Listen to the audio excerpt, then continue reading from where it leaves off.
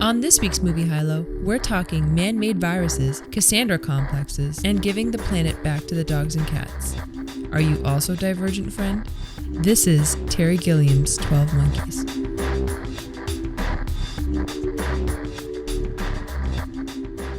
So here we are on another lockdown, a Parisian dessert lockdown edition of Movie HighLow, a podcast discussing the best and worst that cinema has to offer. This is Dom. And this is Dee. Yeah, we are still weathering the storm that is COVID-19. We've been lucky, obviously, but trying to, as very much as possible, stay home, with the exception of popping out at the grocery store. We need to get things, but we really have been pretty good about staying inside. Yeah. So we thought, obviously we're doing a high episode this week, and we thought with everything that's going on, we would try and look at some kind of virus/pandemic style movie. The first one I think that immediately came to mind, at least for me, was this film here, 12 Monkeys, directed by Terry Gilliam, released on January 5th, 1996. As stated, it's a high episode. Says Who, IMDb has rated it an 8.0. It's got a 90% rating on Rotten Tomatoes, and it was nominated for 2 Oscars. Brad Pitt as Best Supporting Actor and then Best Costume Design. I think Brad Pitt actually even won the Golden Globe for this. Did he win for Legends of Fall already or something? No.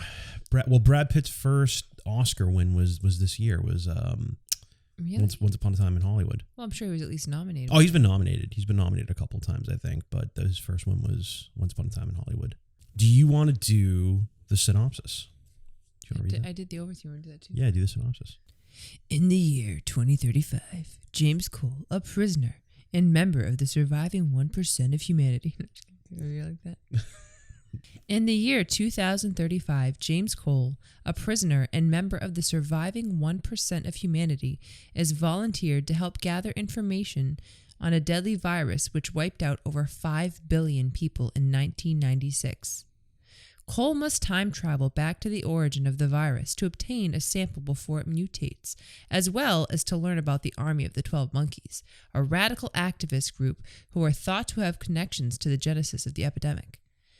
After initially being sent back to the wrong year, Cole is apprehended and comes under psychiatric scrutiny from Dr. Kathryn Rayleigh. While institutionalized, Cole also encounters Jeffrey Goines, a deranged lunatic and the inevitable leader of the 12 Monkeys. Will Cole discover the true source of this deadly virus, accidentally engender its cause himself, or is all of this simply the delusions of a hopelessly, mentally divergent man? I remember seeing this movie really, really young. I was probably, it came out in 96, so I would have been in the 6th grade. I probably would have been like 11 or 12 years old. So I remember seeing it when it first came out, and I just remember loving it. I remember I specifically I have very vivid memories of like renting this from Blockbuster and sitting down and watching this on VHS, and it just being. But what drew you to it, or what did you like about it? Well, I remember the trailer. I remember seeing the trailer in theaters, and it just looked amazing. I always kind of liked sci-fi stuff, and especially like futuristic or specifically time travel stuff was always really interesting to me. And Bruce Willis and Brad Pitt. I mean, it was just kind of like these were the mainstays of that time, of that era in the 90s. Bruce Willis was a huge action guy from the Die Hard movies. I'd seen all those. But the thing that like really sticks out, I think, a thing that really stuck out to me the first time I saw it, and the thing that sticks out to me even now, like rewatching it so many years later, is this is very, very much a Terry Gilliam movie. I mean, Terry Gilliam is one of those directors where there's no question as to whether or not you're watching a Terry Gilliam film. This guy likes weird shit. He's a very visual director.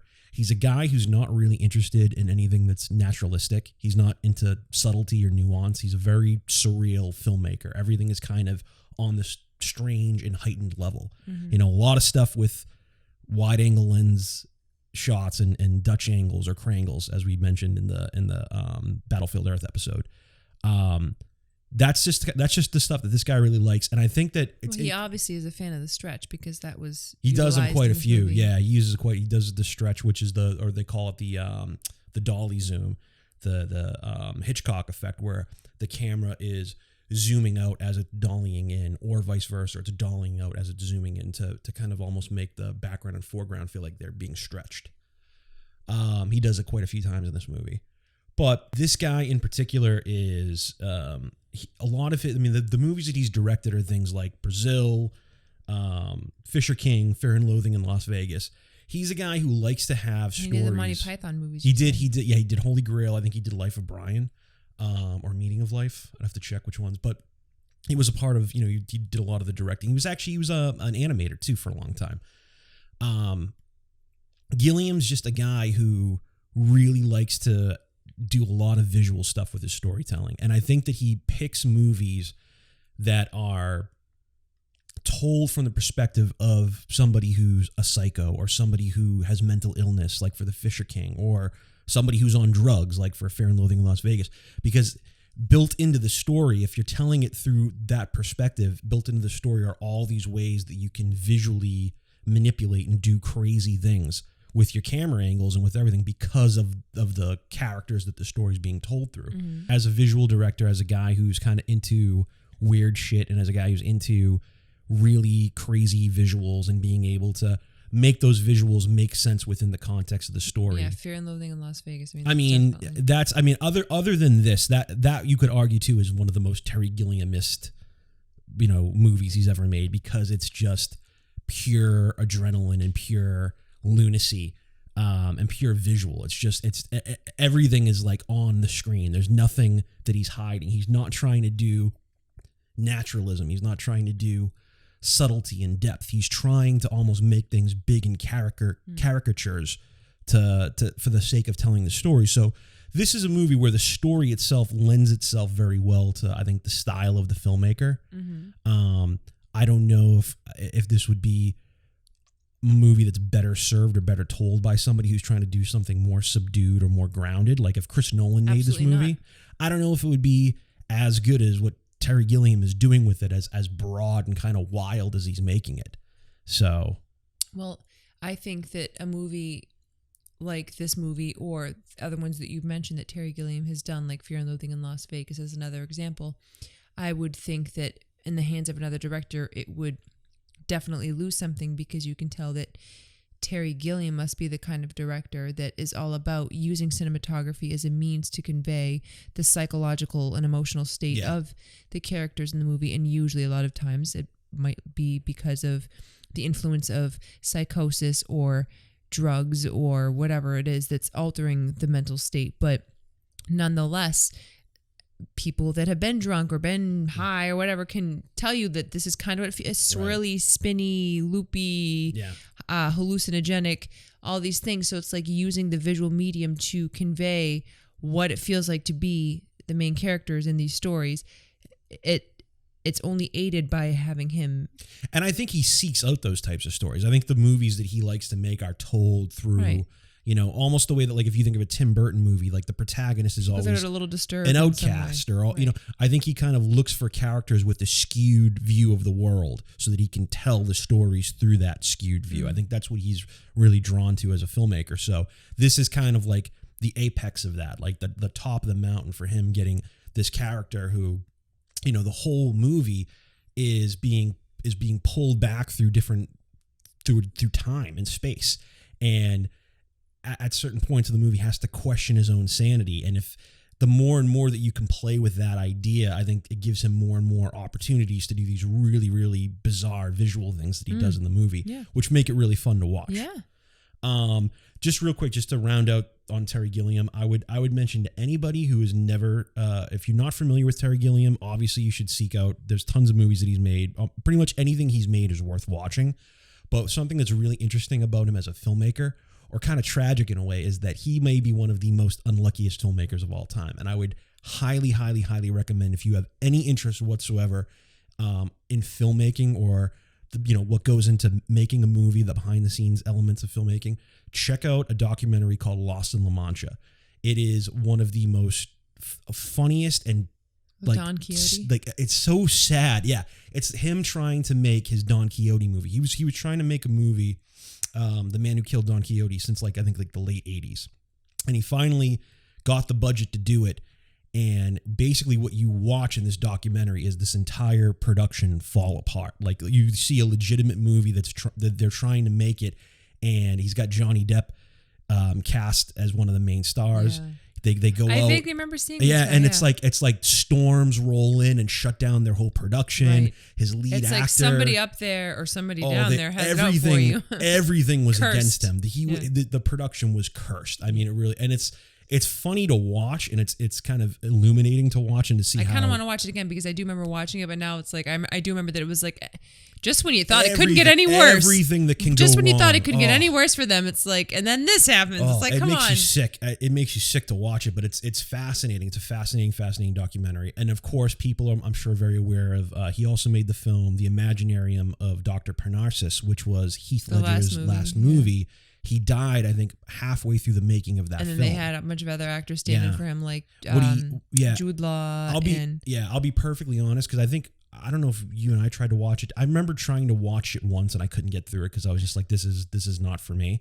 But I remember that there was something within the concept of the movie where it made sense that the character could change physical form. Mm-hmm. So they got like Jude 5 or 6 different actors. I think there were like a handful of different actors. It was Colin Farrell and Jude Law for sure, and maybe there were and like maybe 2 or 3 other ones. Yeah, but just this guy is like, it's kind of bizarre the shit luck that this dude has when he's making films. So, but I would definitely rank Terry Gilliam as a director. His directorial style is definitely one of the highs of the movie. I think that he gives it a visual flair and makes it. He elevates the material to a certain level by the energy and the way that he's directing it and the way that he's shooting it. And it's also just like, for you saying to propose the idea in the hands of a different director, like a Christopher Nolan, would it have been better per se, or this, that, the other thing? It's like, that's the beauty of artistry in everyone's different lens or scope of the world around them, and the way that they filter the world and the way they perceive it, and that the way they manifest what they take in through whatever it is that they do, whether they paint, they draw, they sculpt, they sing, they compose, they dance, they direct, that whatever their form of expression is, it's different depending on the person and how they perceive. That's the beauty of it. So it's like, yeah, of course it'd be different in the hands of somebody else, but it would be a completely different feeling, looking, sounding movie. Yeah, and someone like Terry Gilliam is clearly the right man for somebody for this type of material. For the mind of somebody who's disturbed or off balance or an outcast in some way, or like let's put it this way: Chris Nolan could have directed this movie. It just would have been completely different. David Fincher could have directed this movie. It would have been a completely different movie. But the style of it, like Chris Nolan's a guy who I think tries to ground everything in a certain amount of reality. He tries to take fantasy and ground it in reality so that you almost accept the fantasy as reality.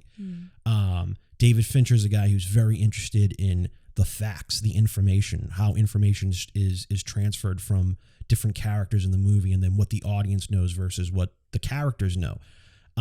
Those guys could have taken the script for 12 Monkeys and made a great movie. But when I think of this movie, the first thing that immediately stands out to me about this movie is the visual style, is how off the fucking walls this movie is when you look at it and you see the performances and you see the way that it's shot and the crazy Dutch angles and the music even that music, that accordion. It's that crazy like there was such a specific type of aesthetic to it and a certain approach that they went with that I think, again, this movie could be interpreted by other directors and could have been great, but I think Gilliam really gave it the style that makes it memorable for what it is. So, absolutely. So other highs, I got a whole bunch. I think that just the overall story, as we're talking about it now, the overall story, it's a great script written by David and Janet Peoples. This is a virus / post-apocalypse movie, but it's also that kind of genre blended with the time travel movie, and it's kind of cool that they were able to take both of those things and fuse them together in a way where it's not just the virus or the post-apocalypse, or it's not just time travel. It's both of those things put together in a really interesting way, which I think is cool. Obviously, this is adapted from a French film from 1962 called Le Jetée, which was a short film. I think it's Le Jetée. Le Jetée. I always call it Le Jetée. But you're French, so you would know better than me. Le jeté. Le jeté, mon chéri. Not to be confused with Jeannette. No, I don't know what that means. It's an old lady perfume. Oh, okay. I can smell it from here. I'm not wearing Jeannette. No, I know. But old lady perfume, I think anybody who wears old lady perfume only has 5 functioning senses. It's fucking disgusting. But Le Jeté was a short film from 1962 it was all still images. It was just still black and white photography. I remember seeing it in film school, and it was something that they showed you to be like, look at this style of French filmmaking and this, and it's a great movie. And the things that they took from it were, it's like a soldier who they're experimenting with time travel, and he's somebody who witnesses his own death because of the space-time continuum. So they took those basic ideas and built off of it in a really, really cool way with how fucking, complex and cool the plot of this movie is. Yeah. I mean, I never saw that movie, so I can't even compare it. But, I mean, it looked like it was a compilation of images rather than... Yeah. It was all still photography that was like edited together as a 20-minute short film, and it's all narrated. So it's just like still images with a narrator kind of explaining what you're seeing in the story. But this movie, what's really cool, I think, about the way that it presents the story is the idea that it's playing with reality. It's, at a certain point in the movie, you're wondering, is Cole crazy? Is he actually the reason that the 12 Monkeys get started? The whole argument they make about insanity is majority rules, which is similar to, I've seen a lot of movies that kind of get into that, but it's an interesting idea of, whoever, whatever the majority agrees on. Right. Well, no, insanity is just if you believe the opposite of what the majority believes. So like the majority of us could be crazy and you could be the minority who's sane, but because you're the minority, you're the one who's insane. Right. Exactly. Right. Exactly. I wrote down the dream/memory framing device. The way that this, and I feel like this is harder to do now because it's been done so much. But when the way this movie did it was really cool, where you've got this event that the main character is seeing in flashback. So it's this little boy in an airport, and he's seeing a woman chasing after a man who's being shot. And so this little boy is essentially watching the murder of someone in an airport. And we're constantly flashing back to it throughout the film. And again, this is not something usually within the context of a dream sequence for the Bruce Willis character. Right. And you get that it's Bruce Willis having this dream. And you know that they're setting up for what eventually becomes the big plot twist or the big payoff at the end of the movie, which is that the man that's getting shot is him. He's seeing his own death because he's time traveled back to that point.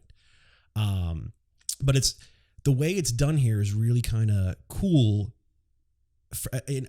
I want to put it this way, like, especially for its time, because now I think it's very easy to, flashbacks can be really cheesy and really shitty and really kind of lazy screenwriting. And a lot of times we've done the thing now where it's like we start at the end of the movie. Usually they're like a source of spoon feeding too, like in case you forgot.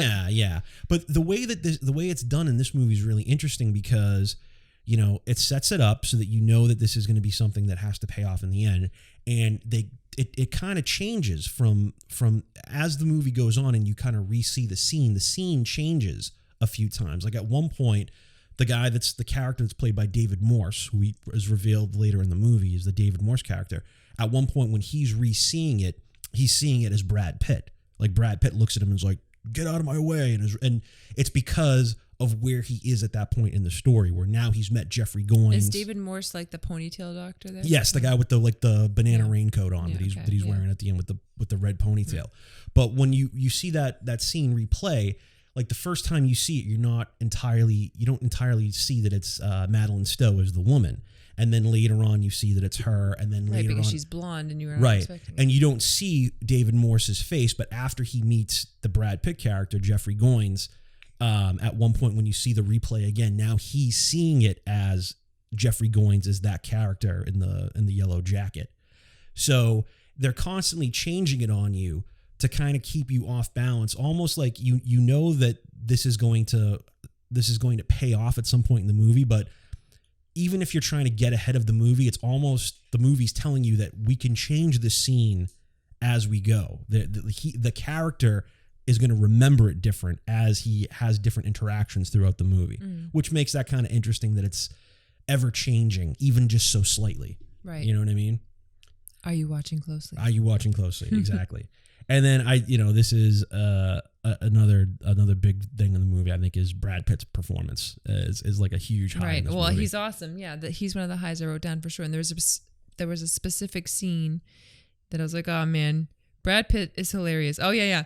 When he's inside the insane asylum and he's first getting to know Bruce Willis and Bruce Willis finds a spider, that whole scene, it's like everyone's sleeping and he's just like crawling over the beds. He's like crawling on top of the other fucking people that are sleeping, inmates or patients or whatever. And like you hear the guy moaning, oh, and it's like kind of like it's just every day to him, you know what I mean? Jumping on top of other patients. Yeah, just climbing over people as they're asleep. You know, you're basically furniture. Who fucking, Yeah. The institution, I wrote down the institution scenes in Act 1. Right. I think that's like some of the funnest stuff in the movie, and that's really where he's at his wackiest when because I was saying he actually almost reminds me of Tyler Durden a little bit. He does. That's the other thing I was gonna say. It's like this movie. It's like I look at Bruce Willis, and for some reason I can't help but think of Die Hard and the Christmas music and that opening scene and where he's in the mall and it's all desolate and you hear Silent Night playing and it's Christmas time and I couldn't help but think about Die Hard, and then later on in the movie all the more when they're talking about he's moving through the air ducts and they assume that he is. Right, even if they assume it's just like it's like Die Hard, and then that was after Die Hard, this movie, but then this movie is also before Fight Club, so it's like. But I don't think he's kind of like Tyler Durden in the way that he's philosophizing. That there's a lot of scenes, but a little Brad more Pitt, crazy. But he's definitely like the ADHD version of Tyler Durden. Like he's got the crazy eye and he just rambles and goes off on tangents. Yeah.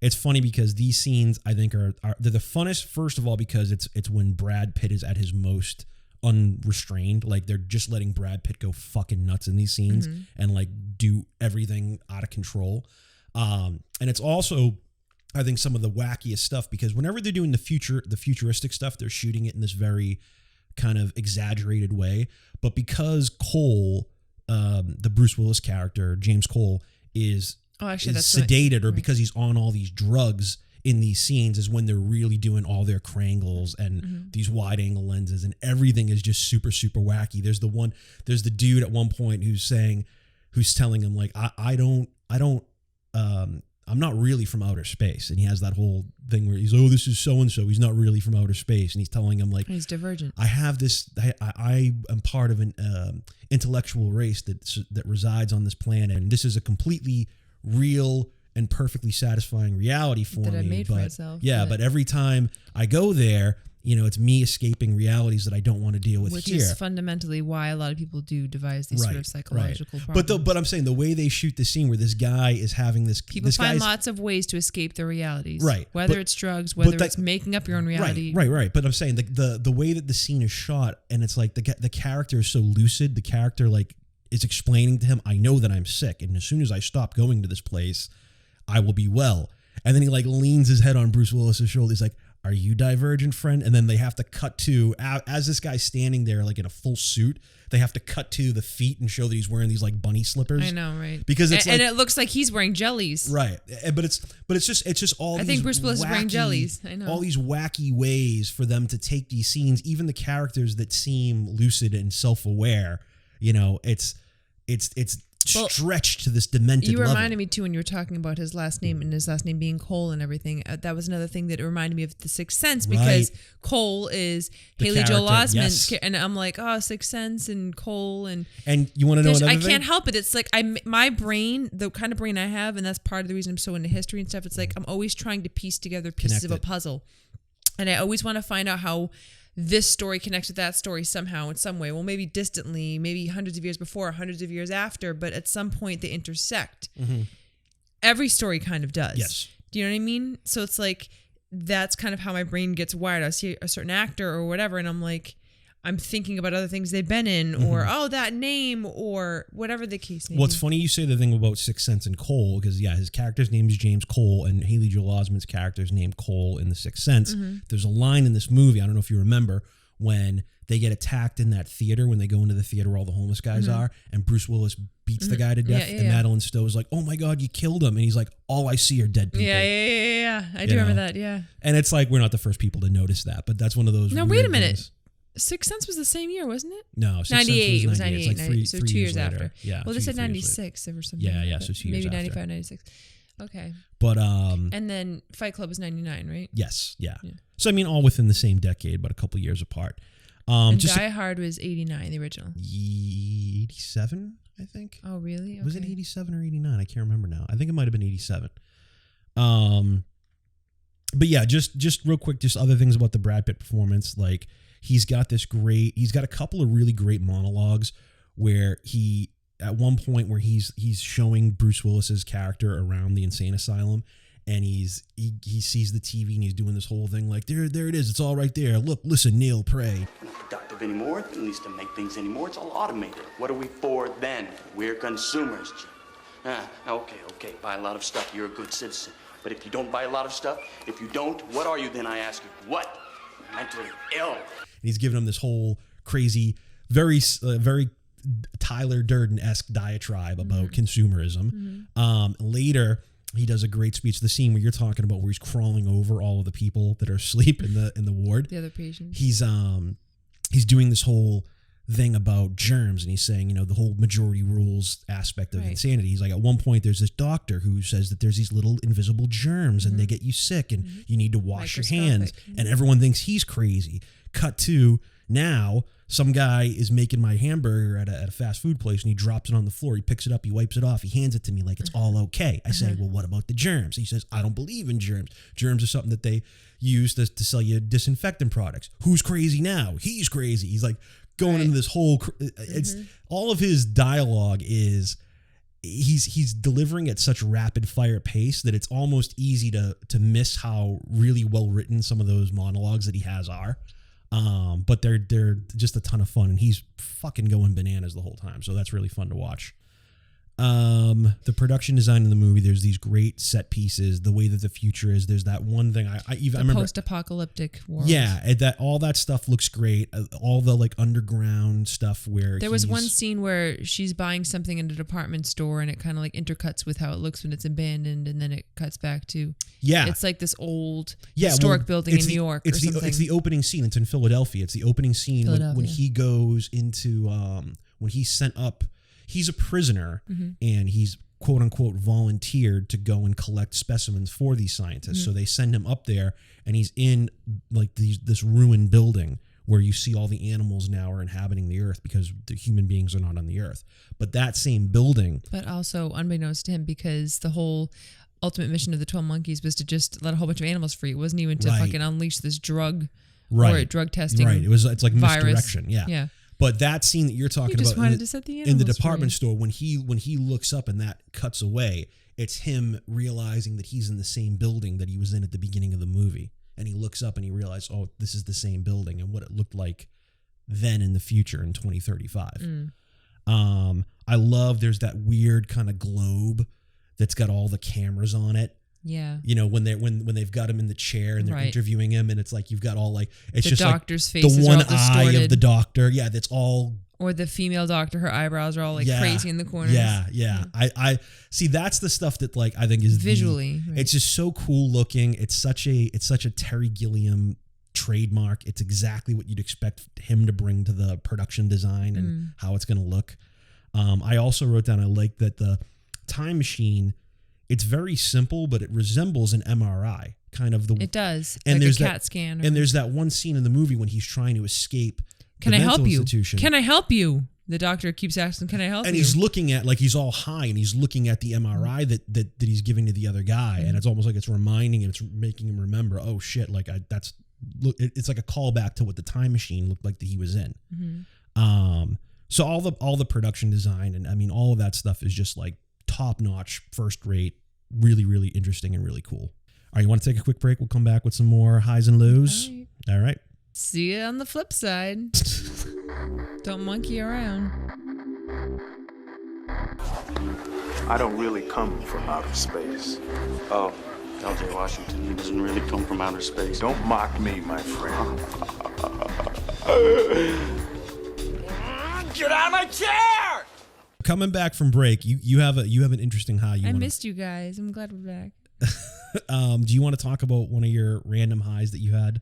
It wasn't really even a high. You weren't sure if it was a high. Every or now low. and then we do these movie high lows, and I write one that's on the line because I'm not sure how I feel about it. Okay. And I was like, I'm not sure how I feel about the Bruce Willis repeated ass washings that take place in the first half hour of this movie. I'm not sure why. They're decontaminating fucking them. hosing him down, Yeah. scrub brushes, just like They're spread using- eagle. Like, what's happening? Like, okay, why do I need to keep seeing Bruce Willis's ass getting scrubbed? I mean, That's I think I would my guess would like, be I don't hate it, but I don't love it either. I don't know how I feel about it, but it's something to be acknowledged for sure. It didn't want to go unnoticed because it was calling attention to itself for sure. That's what I'm saying. I think that these guys were probably like, or Bruce Willis, or or even in the scene with Brad Pitt in the butt shot at one point not too. long after he's crawling over the other patients when they're sleeping. It's like the doctors come in with the flashlights and everything, and now he pulls down his pants. He's like, oh, what does he say in that line? I can't remember what he's saying. He's screaming whatever he's screaming. Yeah. When he's showing his ass though, and he's going nuts in the.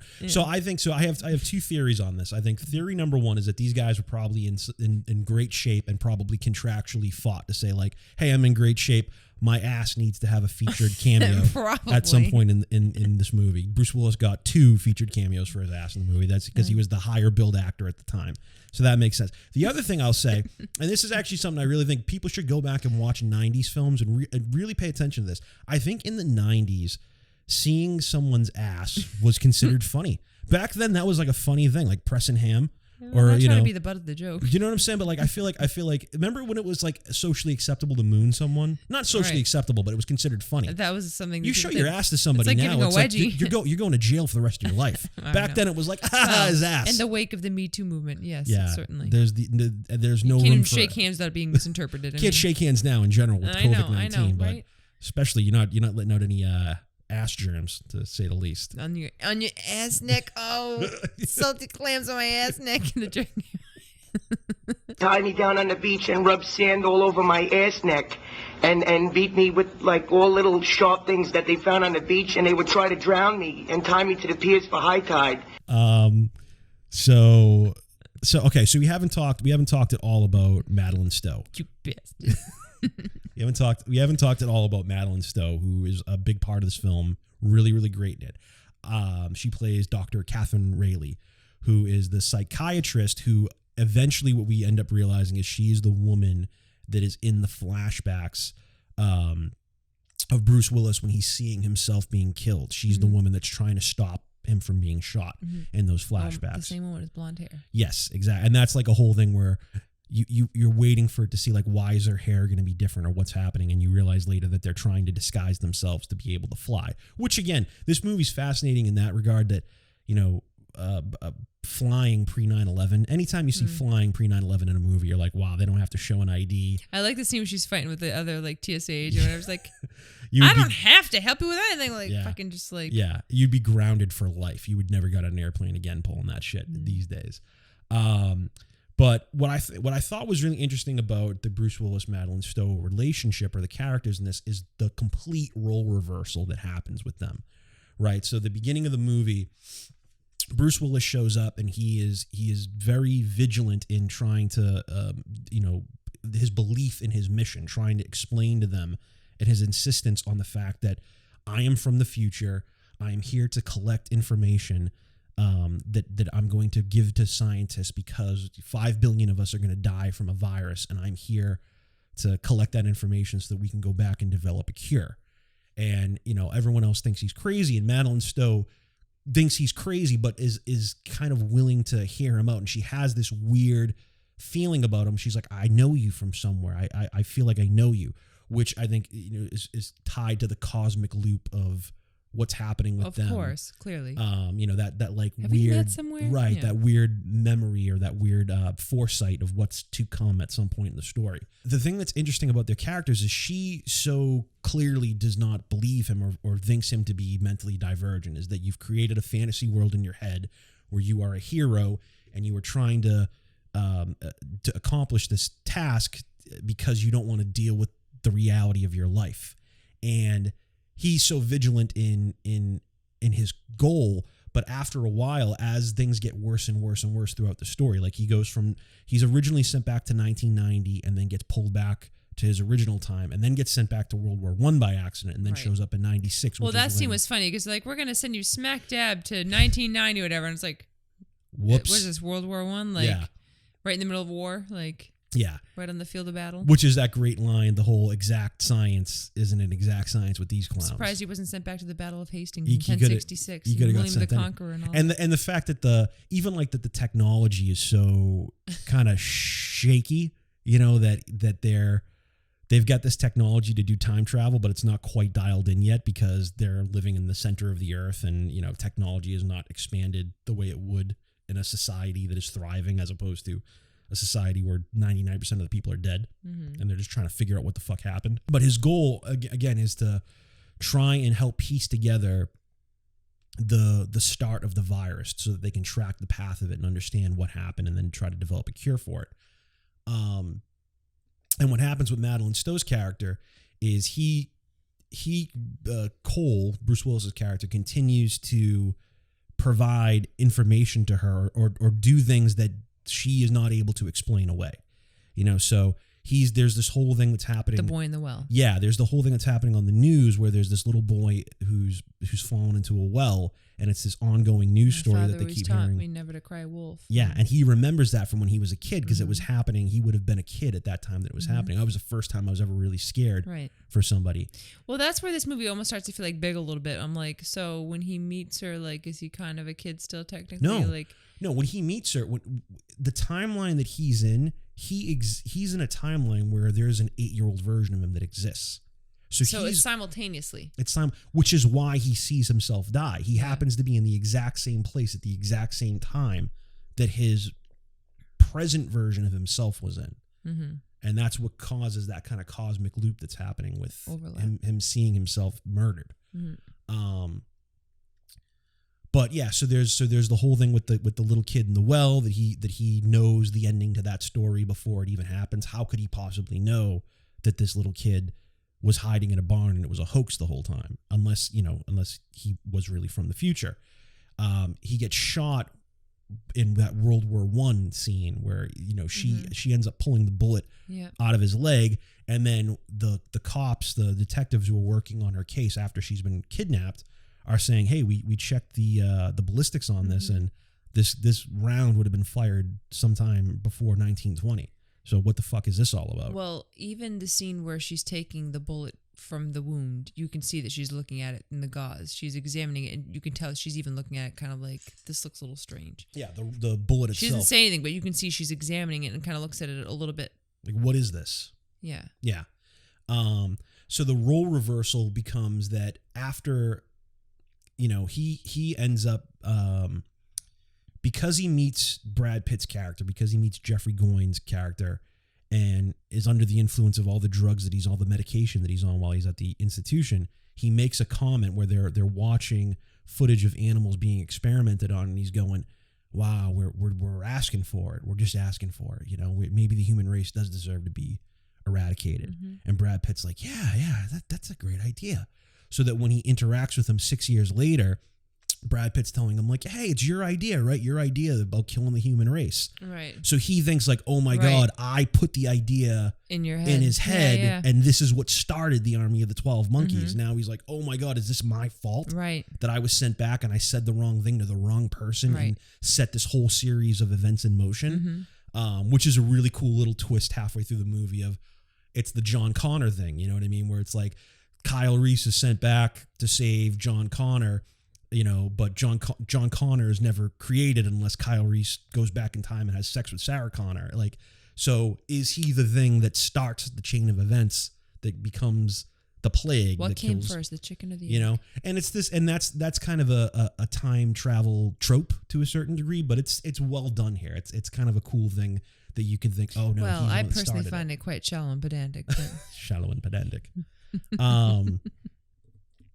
But anyway, so he ends up back with Madeleine Stowe and ends up disappearing, and she can't explain how he just disappears from this like little creek that they're standing in. She can't explain how he just disappeared from the woods, just like she can't explain how he disappeared from being completely restrained in a mental institution 6 years earlier, and how he has this information and how he's got this bullet in his leg from, 1917. So when he comes back, still want to watch that movie. Yeah, we should be able to check that out. When he comes back later in the film, he is now convinced that everything that he's seeing is a hallucination or a delusion, is that even the people, the scientists that he's dealing with in his quote unquote present are actually made up things in his head that he's creating himself to not deal with his reality. So when he comes back later in the movie, he's like, oh no, I'm insane and I want to get well, and is almost like trying to turn himself into the police, where she's like, no. Everything you said has to have been true. And it's just this complete role reversal of him wanting to turn himself into the cops, course. And her being because over time she realizes through exposure that, wow, this came true and that came true. He's right, or he was right about this and he was right about that. Yeah.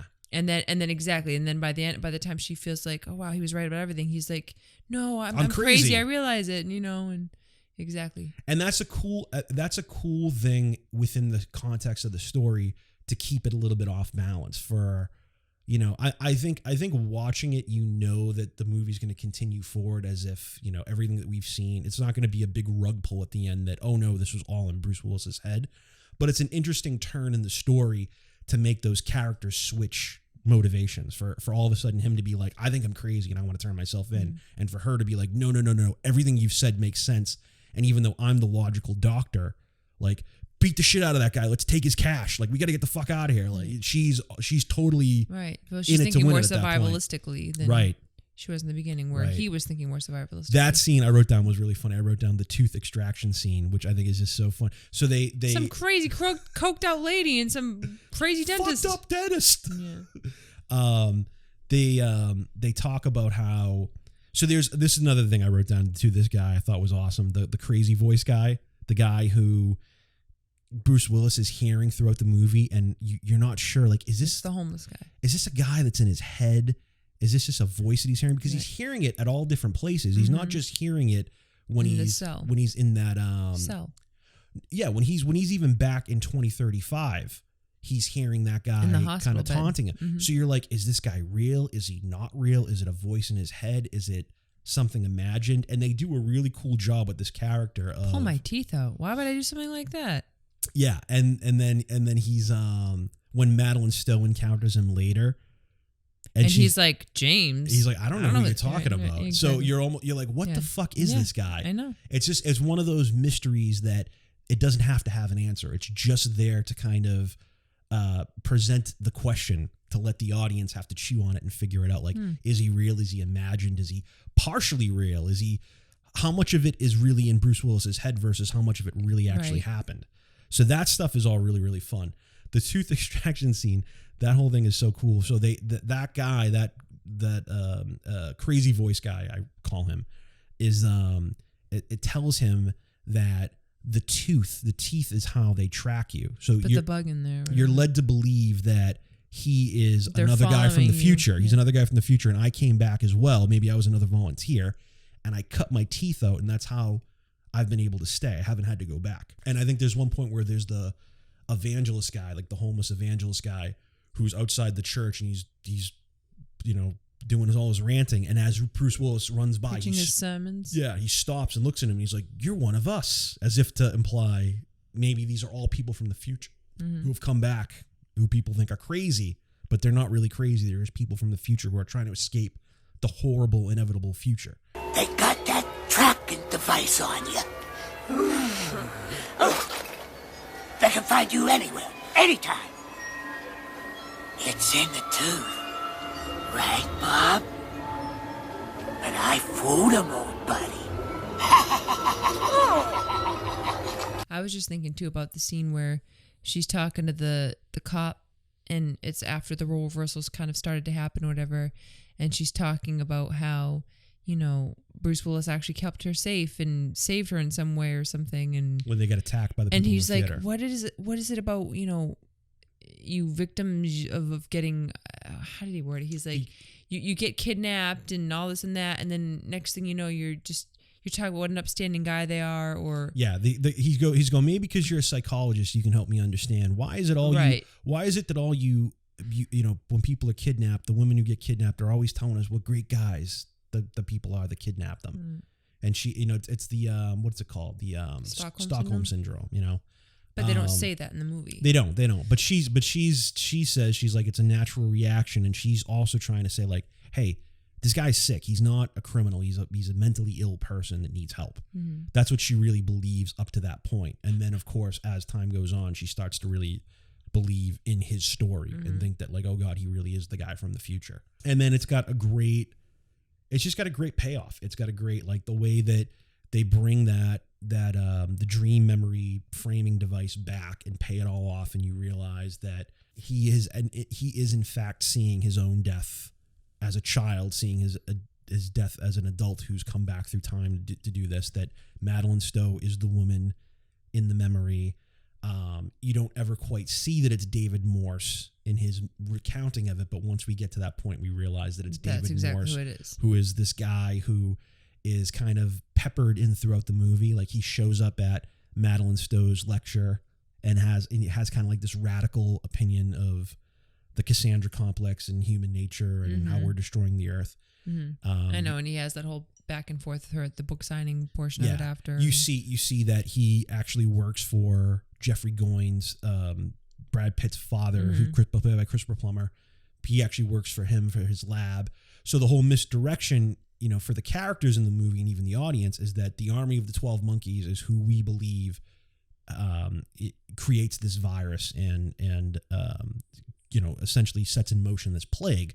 And really all it is Brad Pitt leading these, as he calls them, ineffectual liberal douchebags to, you know, free a bunch of animals from, he does like these little radical things. They talk about at one point he let out 100 snakes in a Senate meeting.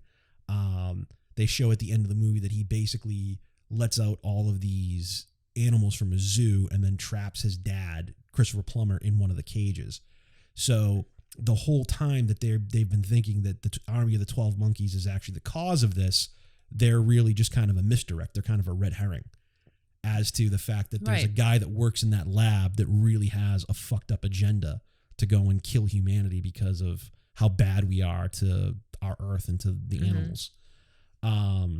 And there was just one other real thing I thought was kind of cool. Keep you on your toes as the viewer. Yeah, it's good. And it was, you know, it's a cool red herring. It's a cool misdirect for the movie. One other thing that I love, and I always just thought, I remember seeing this as a kid and always thinking it was creepy, when he first comes back from 1990, and it's like the first time that he's been sent back in time, and he comes back, and they're playing this message that now exists. Now, since you've gone, we have this new message. And it's the reconstructed recording of Madeleine Stowe making the phone call, you know, saying like, it's the Army of the 12 Monkeys. Have a Merry Christmas. I can't do anymore. I have to go now. Have a Merry Christmas. You know, and they're like, this, we just got this. This just came in. I always thought that was such a cool. It just creeped me out. I know, and she's so happy she's come back to him. Like, oh no, it's just a painter or a plumber or whatever. It's a carpet cleaning service. You know, it's just a carpet cleaning service, and I left him a funny message, and he repeats the message to her verbatim because he has that kind of photographic memory, and he repeats it verbatim, and he's like, yeah, they got your message. But even just when they first play it in the movie, the effect of like the way that it sounds reconstructed, it's just really creepy. I always thought that was awesome. That's all I got. In general, I think it's, you know, it's a really cool, post-apocalyptic virus contagion / time travel movie. It's got all these great elements to it. It's got Terry Gilliam's style just all over it. It's super, super fucking fun to watch. You know, it's all these years later, and I still think it holds up pretty well. Yeah. Do you got any other highs that I didn't cover, or? I think I said them all, but let me double check. Oh, I liked the random Q-tip guy in the scene where the police detective is talking to Madeleine Stowe over the phone, and he walks into the scene and he gives the cop something as he's talking on the phone, and then he just starts digging his ear with the Q-tip randomly. I'm like, what? There's actually a couple of random scenes like that in the movie that are funny, and then there's like a scene where it's cutting to it looks like a cop talking to supposedly one of Madeleine Stowe's sisters, saying, "I haven't seen her since this," and there's like a cat walking over an answering machine or something. I think it's like one of her colleagues or something. I thought she said it was her sister or something. I don't know, maybe. But, and then when there's like a scene where they're finally like Bruce Willis and Madeleine Stowe are like first starting to like kiss or like, you know, yeah, finally.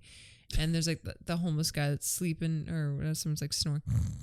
Oh no, it's when they're in the movie theater and the usher is like asleep. Yeah. He's just like yeah, exactly.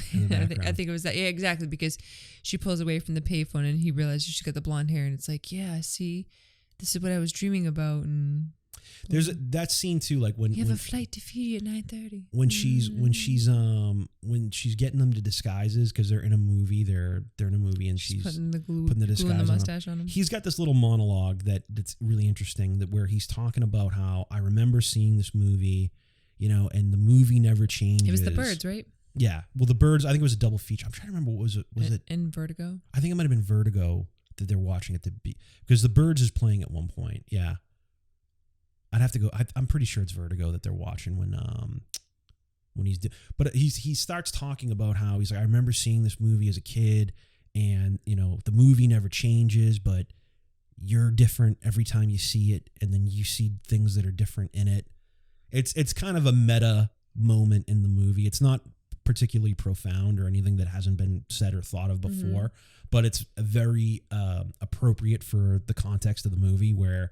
You know, 12 Monkeys is one of those movies that's meant to be watched multiple times. It's meant to be that you're going to see something different in it the more and more you watch it. Right. There's a lot of layers. So there's so I thought that was kind of cool that they worked that kind of thing into the movie where he's talking about you know, it's not necessarily that the movie's different, it's that you're different every time you come to it. I think I've seen this movie before. When I was a kid, I saw it on TV. Don't talk. The movie never changes. It can't change, but every time you see it, it seems different because you're different. You see different things. You know, even now I haven't watched this movie in quite some time, and you know, I remember I've always loved this movie. I remember seeing it a bunch as a kid. I remember seeing it obviously a bunch in like my teenage years and my 20s. This was like a mainstay, but I've been away from it for a while, and even coming to it now, I had a couple of new things that I thought ever got from it. In fact, even a couple of my lows that I wanted to bring up. That will happen in life. What are your lows for this movie? I only had one low, and it was probably a bit of a nitpick, but the scene where not long after Bruce Willis holds Madeleine Stowe at gunpoint and makes her drive the car, and you know he's channel surfing on the stations, and a commercial comes on. I think it was the commercial for Key West or whatever. No, I heard it's all this time of year and all that. And it's the commercial for Key West. And she's like trying to explain to him because he's all like, oh, yeah, I've never seen the beach. I've never seen the ocean. And, you know, he's getting all dreamy thinking about Key West. And he thinks she's they're talking like, to him directly. It's just an advertisement. And he's like, what? An advertisement.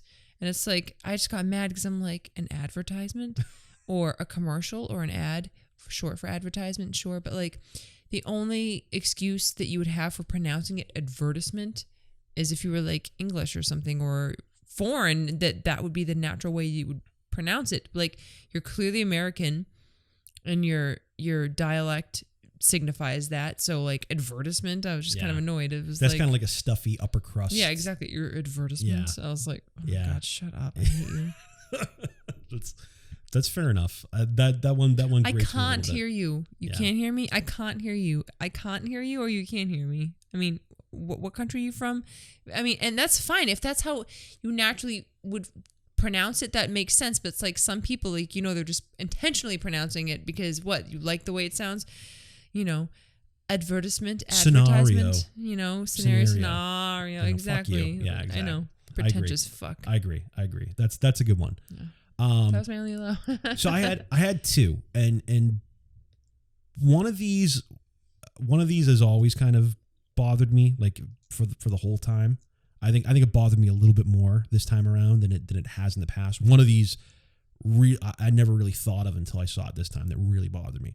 I think the movie relies on quite a few convenient photographs, specifically photographs to help with some character revelations, right? So at one point when she is figuring out that Bruce Willis, when she gets the call from the detective who's like, yeah, the ballistics are saying that this bullet that you gave to us would have been shot in 1920.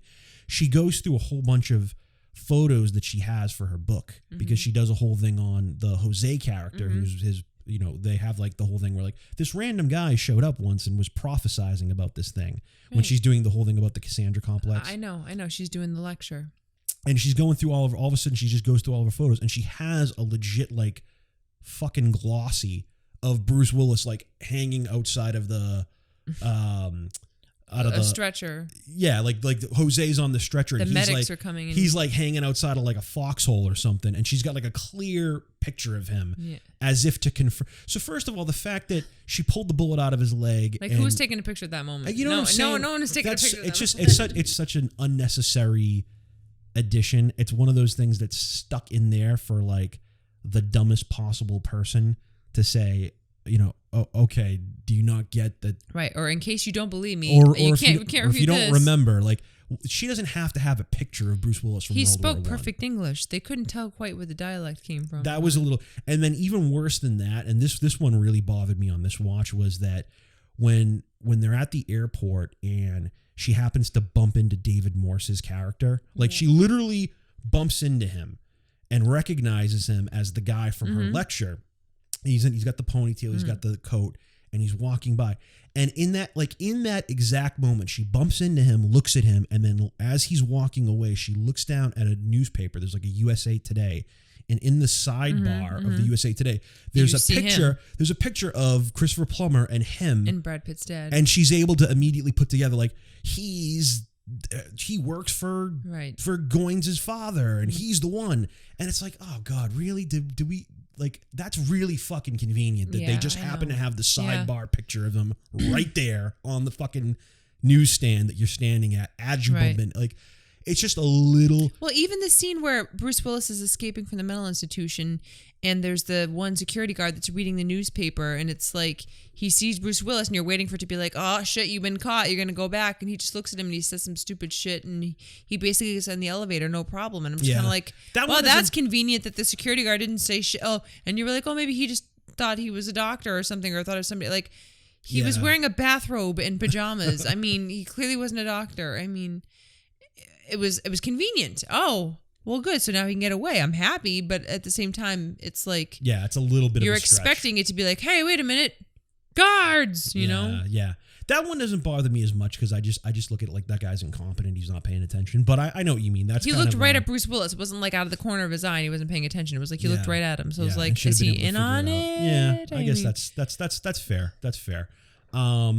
The other one I have, and this is something that I never really thought much of until this viewing of it, really. I mean, this really kind of bothered me as I was thinking of it. So they established the whole thing with the teeth as the locator, as the honing device or the tracking device for the people in the future to be able to track who they've sent back and recall them, from what I understand, right, is that Bruce Willis disappears several times in this movie. And then reemerges. Where he's recalled back to the future. He's sent back to 1990. He's recalled back to 2035. He's sent to World War I by accident and then transmitted to 1996 and then recalled back to 2035. That, the more I think about it, the less I like that, because even with the tooth thing established as, okay, this is their tracking device on you, it doesn't make any sense that they would be able to physically bring him back from the past. It's like the Matrix a little bit. But you know what I'm saying is that, like, he has to have a machine. They have to put him in that crazy MRI machine for them to transmit him back in time, right? It's and again, you can go down this path with these time travel movies that you know, you can start poking holes in everything, but the actual device, the actual thing that travels you from time, right? If he had a fucking DeLorean, I would get it. He traveled with the DeLorean's with him, he got back in the DeLorean and went back in time. For him to go through this machine and literally just be standing in water and they can just zap him back, it doesn't make any sense. It would be like there would have to be a machine. I just kept thinking of the Matrix, all that shit, so I didn't think too much about it. But like, because like the Matrix, you know what is I'm like, saying? like. But even in the Matrix, they have to have that telephone. That's the whole thing. Get me an exit. Right. Get me an exit. They have to get to a telephone. It's like at any time they can just take him out of it.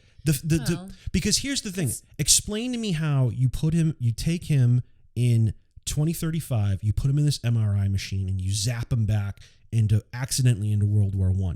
Now he's in World War I. How do you transmit him from 1917 to 1996 without a machine? You can just, because then at that point, why does he ever have to get in that machine again? If it's just something in his teeth, can't you just be like, boom, now you're here, now you're there, now you're in 1945, now you're in 1922. If it's just in his teeth, there's not an actual machine he has to go through. It negates the whole point of having a fucking time machine. Yeah. Like the rules are, if you don't have a time machine, that's always one of the big problems in time travel movies, is that if they don't have the machine, they can't get back. I went from 2035 to 1990 and I don't have a machine, so I'm stuck here. I can't get back. So that one bothered me. It's not something that ever really bothered me in the past, but watching it this time, I'm like, that's kind of a real cheat to just be able to zap him around wherever the plot needs him to be without him having the machine. Yeah, I guess so. Yeah, no, you're right. Is that too much of a nitpick? No, because I guess it's not really always clear how What's he's the able portal? to. What's the way that he gets there other than it's in his teeth? Maybe it's through that like Jose guy or something. Somehow he's the link. Yeah, but the Jose guy only shows up at the end. Well, he's in the insane asylum at one point, I thought. He's in the insane. He's in 1917. Is he in the insane? I thought he was, because he was saying at one point, he's like, yeah, he was.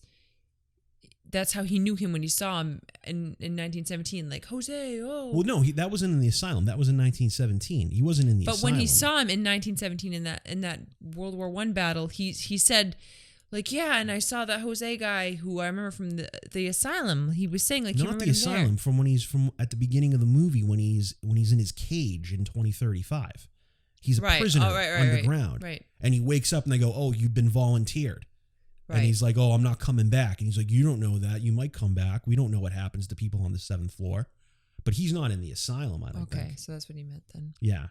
But I mean, I'm just saying that the fact that there's not a physical device or machine that can transmit him, I understand the idea of the honing device or the tracking device, or like it's in the teeth. Mm-hmm. But I would then think that if that's how is he able to move around? How is he able to move from year to year? Yeah. If it's just something that's the teeth, and if that's the case, why does he ever have to get in that time machine again? No, you bring up a fair point. So that's again, this is the type of stuff that it can't be nitpicky if we can't debunk it. And it's also one of those things where, like, again, these are things that they're not prevalent enough to fuck the movie up. The movie is, you're going with the story because you're enjoying the story so much that these things don't completely derail it.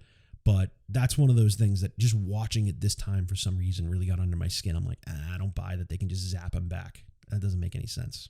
But yeah, that was Terry Gilliam's 12 Monkeys. Yeah. Dope movie. They actually made a television series that was on Sci-Fi. It ran for 4 seasons. I never saw any of it.